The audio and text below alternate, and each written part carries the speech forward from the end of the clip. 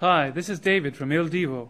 Well, I'm actually from Colorado, in the U.S., and I have been singing opera for the last 10 years or so, before I joined Il Divo, all around the world. Mainly, my specialty was French repertoire, singing the French operas, singing Manon by Massenet, Werther, things of that nature. But I also sing the Italian rep. I sing some German rep. I've sung some things in English, but it's usually translations of other operas, of other languages. I do speak German, French, and Italian, or at least I learned all three languages at one point. I'm not fluent in any of them anymore because it kind of falls away when you don't use it in conversation. But keeping up with it through singing repetitiously, singing all the operas.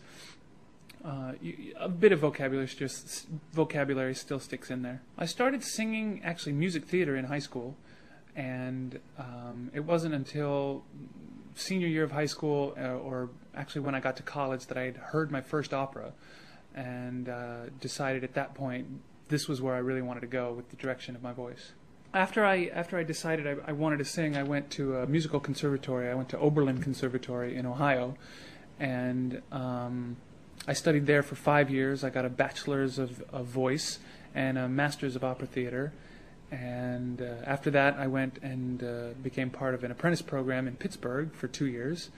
And out of that apprentice program, I was lucky enough to have a small part in an opera of the production that Pittsburgh was doing on the main stage.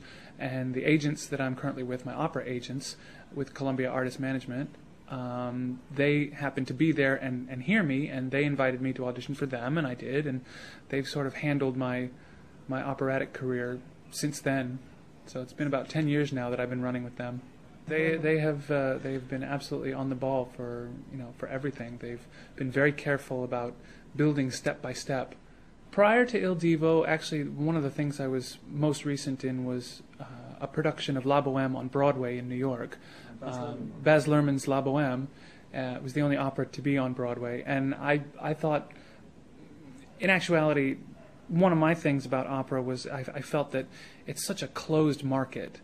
It's sort of one of those like really well-guarded secrets that the people who know about opera, they kind of hold on to, and one of my goals was to bring opera to a larger audience, get more people involved, get some new blood going, and that production on Broadway was the perfect way to get that to happen, to bring in people who wouldn't necessarily go to the Met, who would think, well, here's an opera on Broadway, well, I wonder what that's about. And the curiosity brought people in to see it, and that's exactly where I think Il Divo has such possibility, because no one's ever done anything like this before. It's not opera, it's not pop, but it's kind of for the opera curious. Get people interested in good singing with voices that can do the things that we do, and who knows, it might generate a whole brand new interest in the whole. People would listen to Il Divo and go, well, that's really exciting. Well, I wonder what opera is really about.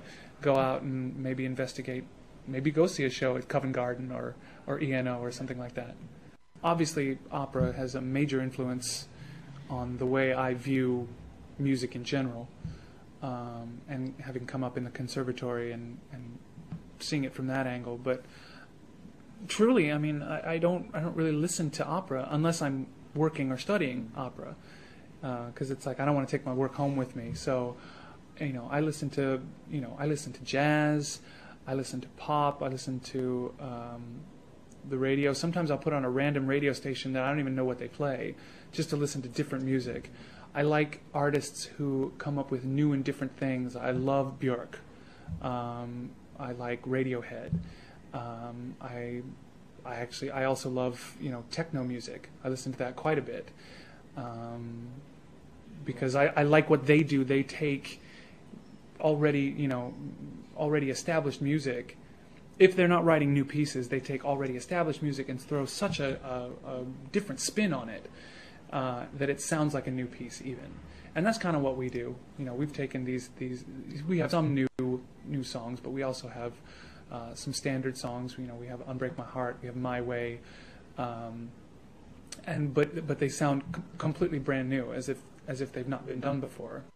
The last film that I saw actually was The Matrix. Was last night. Watched it on DVD. That's one of my favorite movies, and my girlfriend had seen it but didn't remember everything about it, and so it was really fun to share something that I truly enjoy, to be able to share that with her.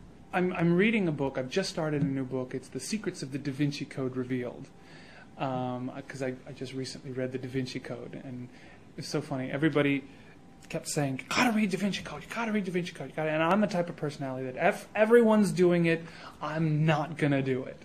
And but yeah, somebody talked me into it, and I said, "Okay, I'll read the Da Vinci Code." And actually, it was one of the best books I've ever read, just ever. It's a historical fiction, and I kind of really like that when there's a lot of kind of fact, or maybe not fact, but it could have been. Lots of things that could have been. It makes you kind of question. I like books that make me question things that I take for granted. And this book definitely did that. And so now I've got the book that's kind of separates the fact from the fiction. So being able to really break down and get into even further all the things that I take for granted, or even in this book, reading this book, you have to accept things and take them for granted. And being able to break those down now is really cool. So